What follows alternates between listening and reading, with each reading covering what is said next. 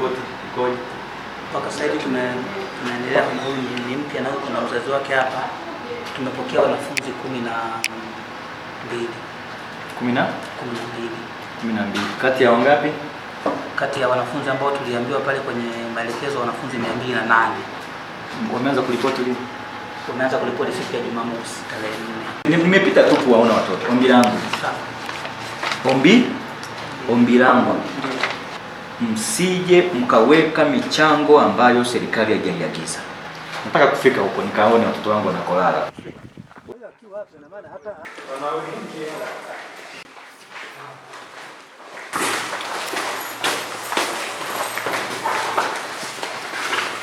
Naendeleaje?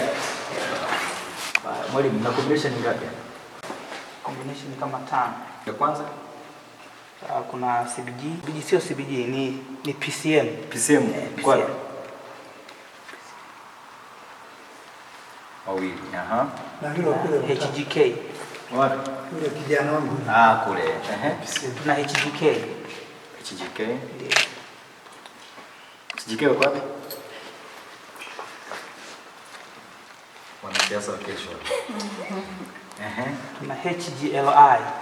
HGLI meaning History, Geography and Literature. Called literature and language are two different things, eh? Yes. Okay. Nyingine? PMC. PMC. Ndio. PMC wako wapi? Okay, nyingine? Ni hizo tu. Mzazi, umeona watoto wako wanapokaa? Ndio. HKL ya 5, HKL wako wapi?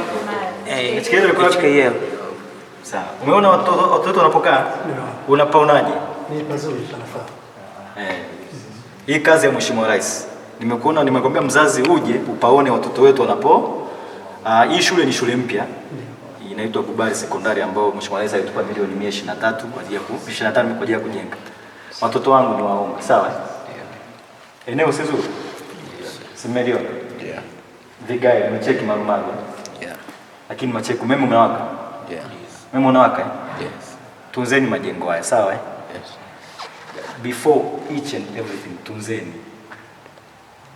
Ndio umekuwa na bahati ya kuwa watu wa kwanza kulitumia, si ndio? Sasa tupo kwenye kipindi cha orientation courses na nini. Muendelee kujifunza mazingira, sawa? Yes. Muendelee kujiweka tayari kwa ajili ya kusoma. Lakini mwisho kabisa mkiwa na shida yoyote, kwa sababu shule ni mpya, tunategemea itakuwa na changamoto hapa na pale. Fikisheni kwa walimu wenu. Endelea kuwahudumia watoto wetu. Simshateua msimamizi wa mabweni ambaye ni wewe. Ndio nitakuwa nasimamia. Sawa. Shule kweli ni mpya lakini nimeiona ni shule nzuri. Haina shida yoyote.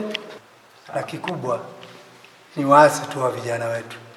Maana tunakuwa kama wanavyosema kusiuwe na tabia zingine za kuanza kusema bwana labda mwalimu fulani yuko hivi nichukue labda uamuzi wa kuchoma. Hapana, huo sio uadilifu.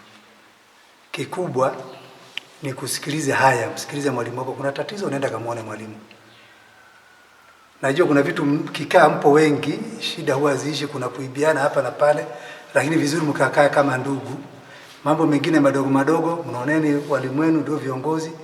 Muda kukaa hapa ni mfupi. Mimi nafikiri niwaombe tu kwa hilo, lakini shule kwa ujumla, mkurugenzi, mimi sijaona mazingira ni mazuri, yanafaa na sioni tatizo lolote. Asante. Labda wao tu washinde wenyewe kusoma. Sawa. Na labda niwaombe tu walimu hawa, unajua kuna vitu vidogo vidogo amenini huko unaweza kumshtua asirudi kwenye mstari. Najua tukiwa 2 watatu lazima vitu vinakuwa